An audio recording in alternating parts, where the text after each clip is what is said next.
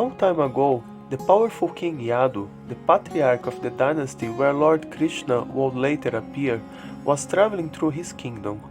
By good fortune, he met Dattatreya, a great sage that was living like an avadhuta, a renounced mendicant that behaves like a child, in a completely fearless and carefree way.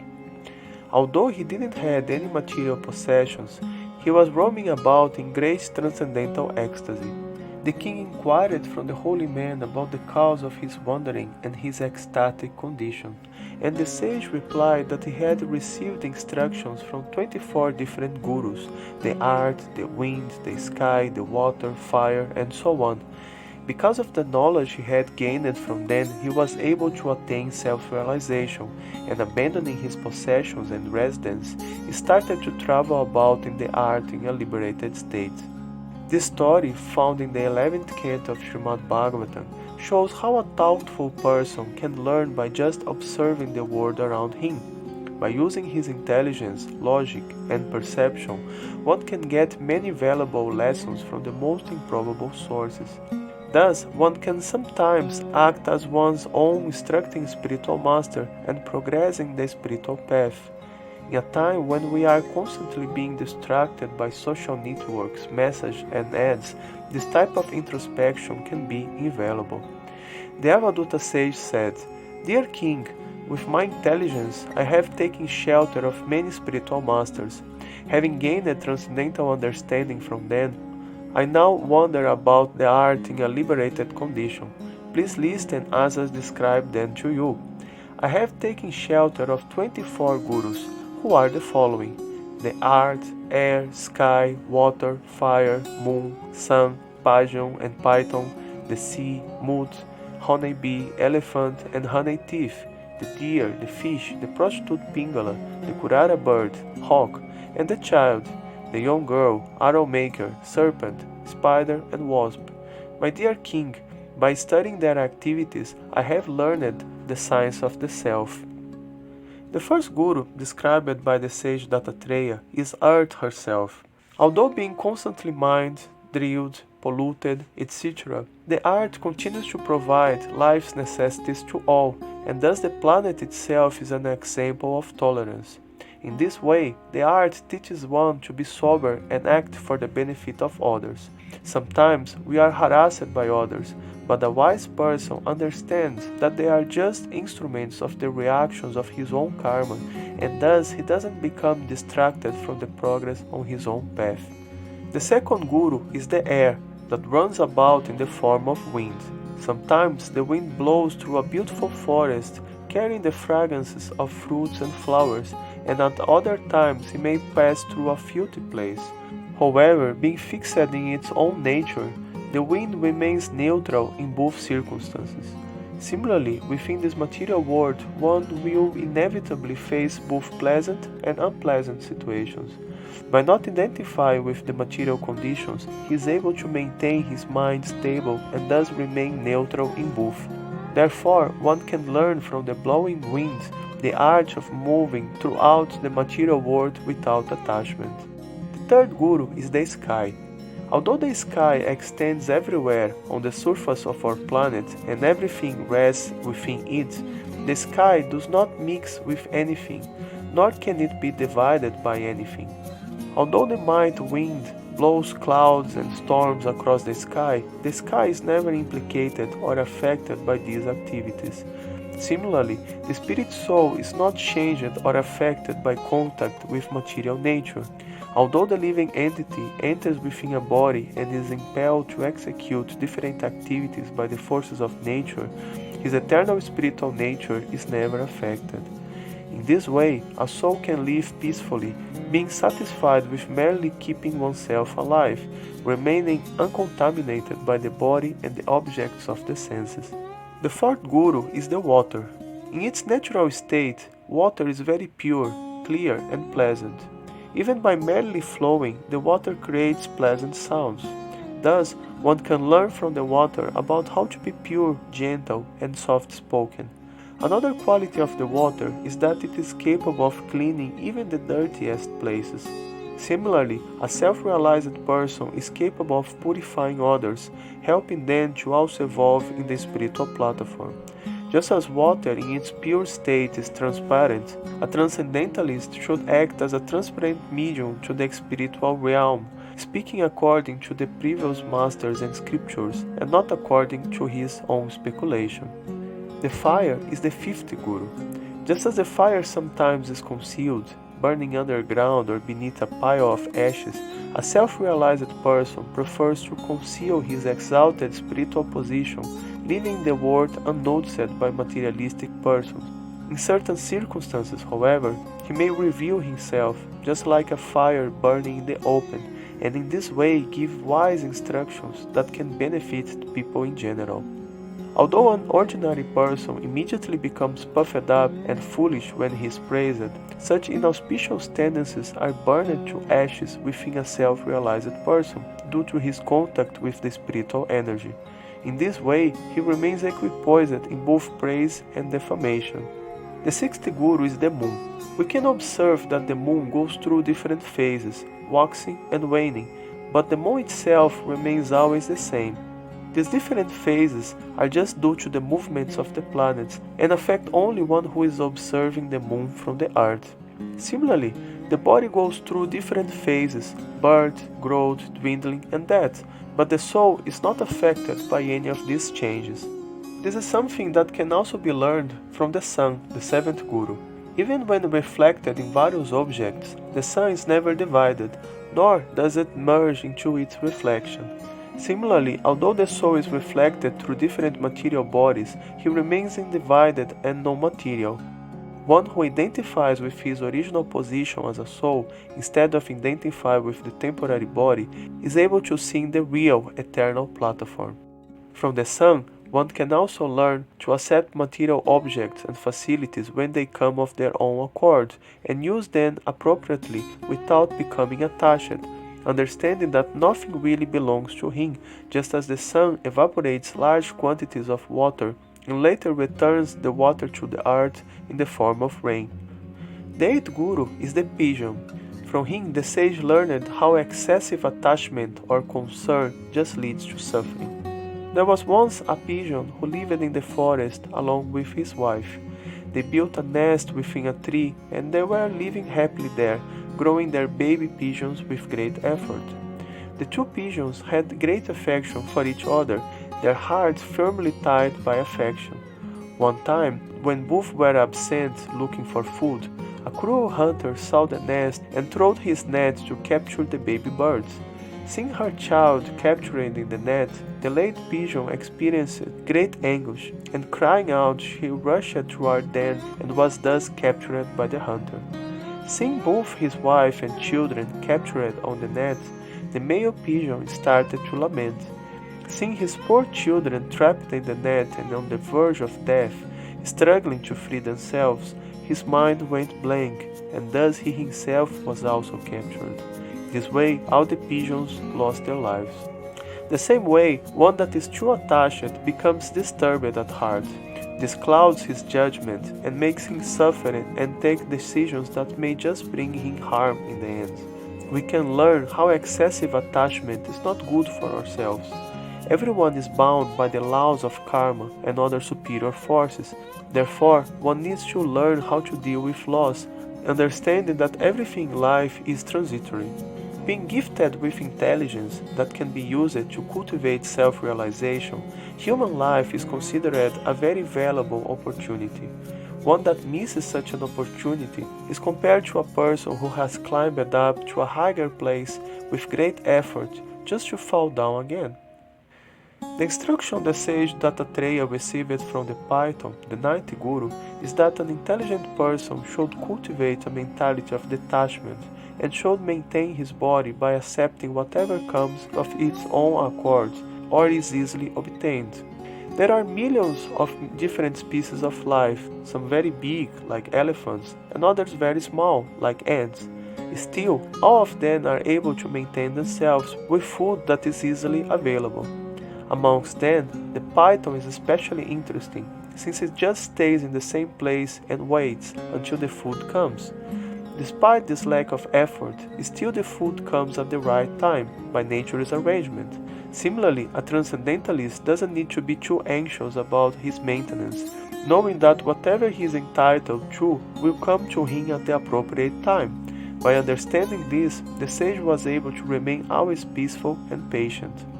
From the ocean, the tented guru, the sage learned to be very deep and grave, just like the still ocean waters. Although externally a self-realized person behaves in a happy and pleasing way, internally he is always grave and thoughtful. Because his knowledge is immeasurable and unlimited, he is never disturbed, and thus, in all respects, he is like the calm waters of the deep and extensive ocean.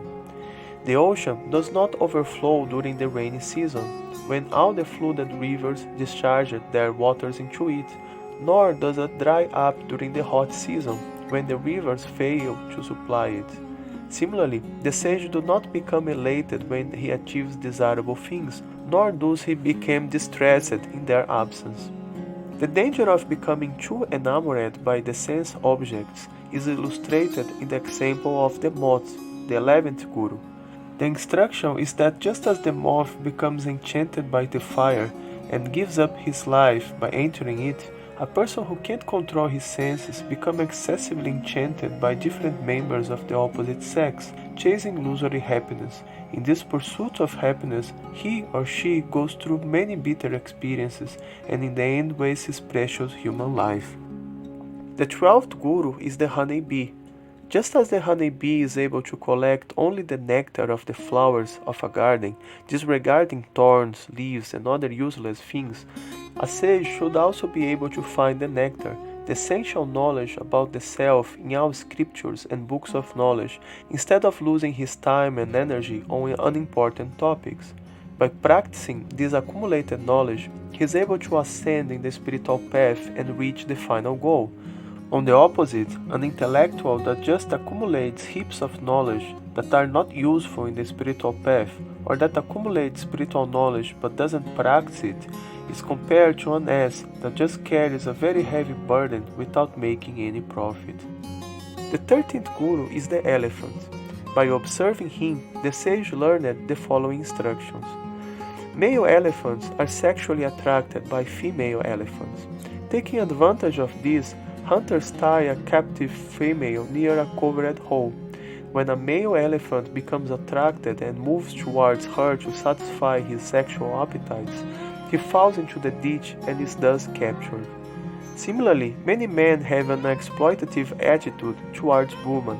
Seeing themselves as enjoyers, they cheat and exploit them in different ways.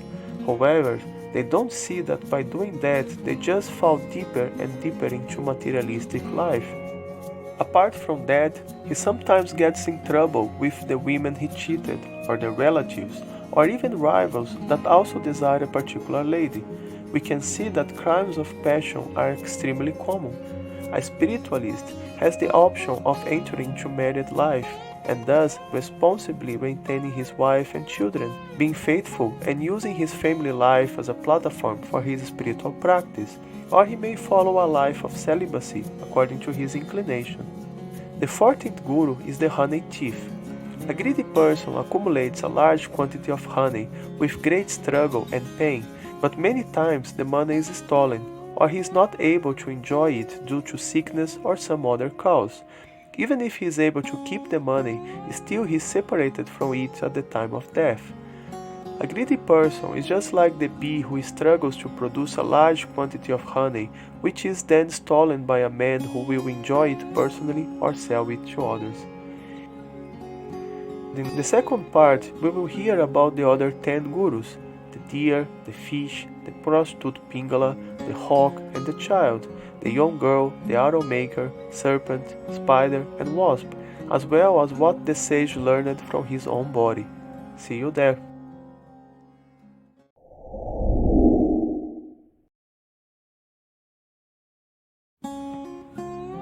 Long time ago, the powerful king Yadhu, the patriarch of the dynasty where later Lord Krsna would appear, was traveling through his kingdom.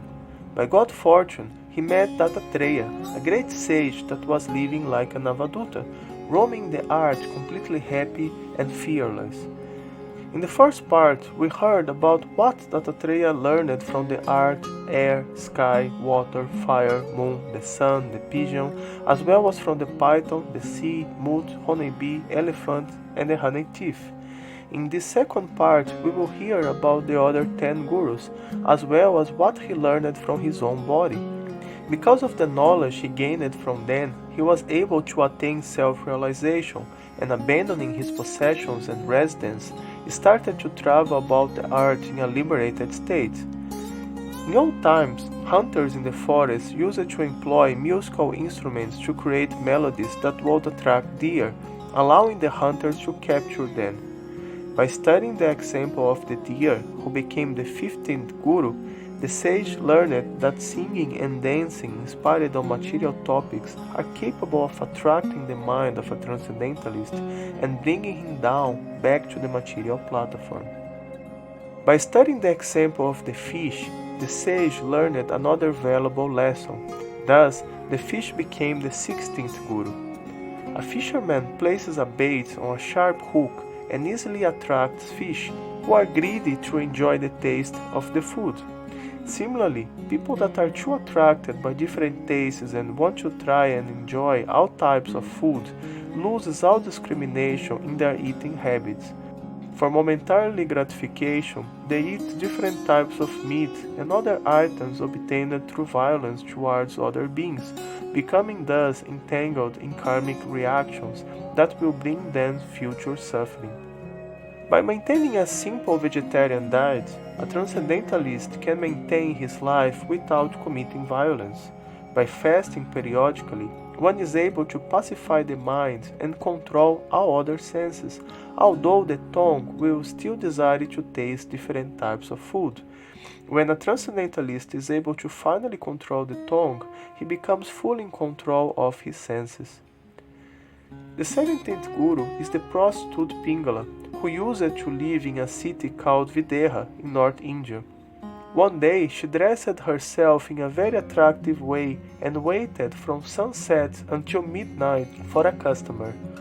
Anxious to get some money, she waited in great anticipation, but as time passed, her mind became very uneasy, and at the end no man came to see her. In this situation, she began to feel a great detachment, and happiness arose in her mind. The prostitute felt disgusted with her material situation, and thus became indifferent to it.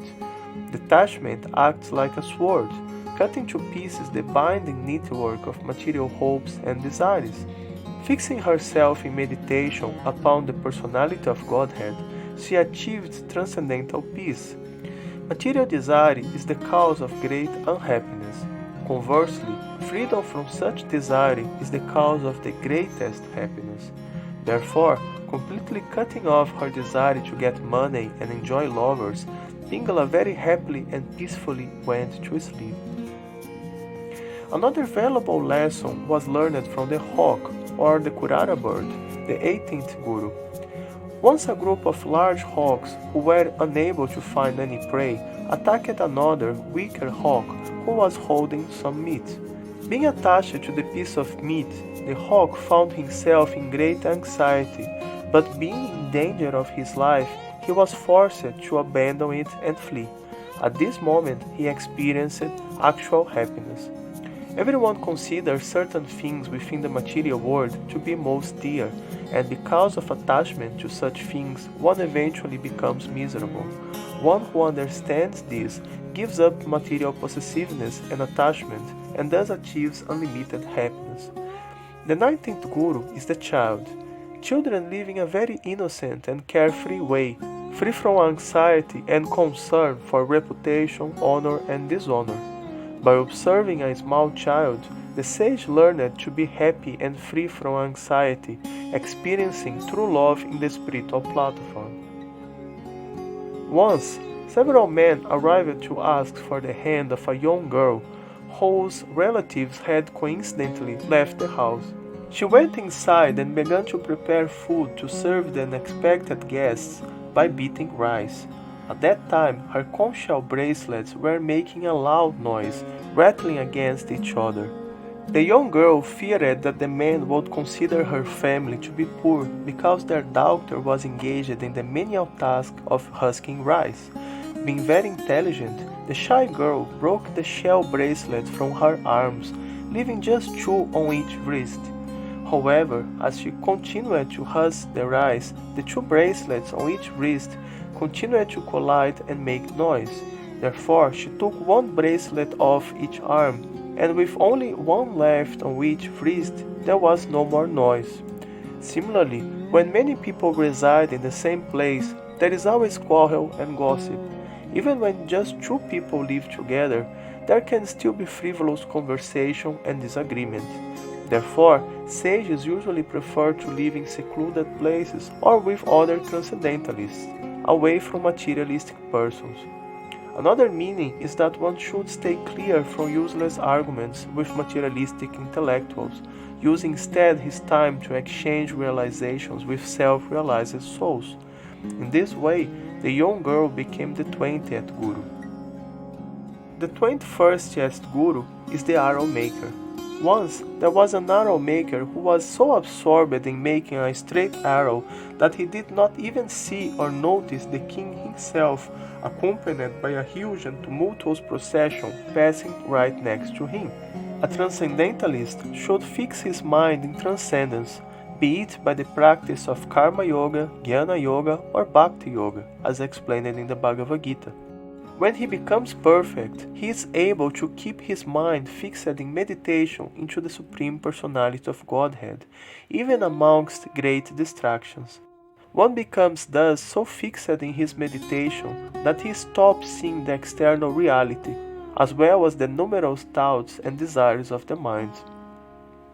Serpents are envious creatures that are generally not considered very beneficial. However, using his intelligence, the sage was able to learn something even from the serpent, who became his 22nd Guru.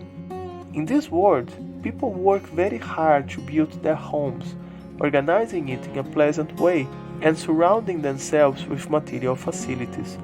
A transcendentalist avoids such extenuating labor by just accepting some place that is easily available, just like a serpent who enters a home that has been built by others and prospers happily. Another venomous creature from which the sage was able to get valuable instructions was the spider, who became his 30th Guru. A spider produces her web from her own body, plays with it for some time, and eventually swallows it. Similarly, the Supreme Personality of Godhead, as Mahavishnu, uses his own potence to create the material universes, maintains them for some time to satisfy some purpose, and eventually withdraws them completely, just to repeat the same cycle later. Thus, the sage was able to realize the grandiosity of the Lord and the insignificance of the cosmic creation. The 24th Guru is the wasp. Once a wasp forced a smaller insect to enter his hive and kept him trapped there. In great fear, the insect constantly meditated upon his captor, and without giving up his body, he gradually achieved the same state of existence as the wasp. In other words, due to the extreme fear, the smaller insect was absorbed in the characteristics and activities of the larger wasp, and thus entered into the existence of the wasp, even without changing his body. Similarly, if out of love, hate, or fear, an embodied soul fixes his mind and intelligence in a particular bodily form, he will certainly attain the form that he is meditating upon in his next life. Conversely, by meditating upon the characteristics, activities, and qualities of Krishna, a transcendentalist is capable of transferring his consciousness to the spiritual realm at the time of death, attaining a spiritual form just like the Lord.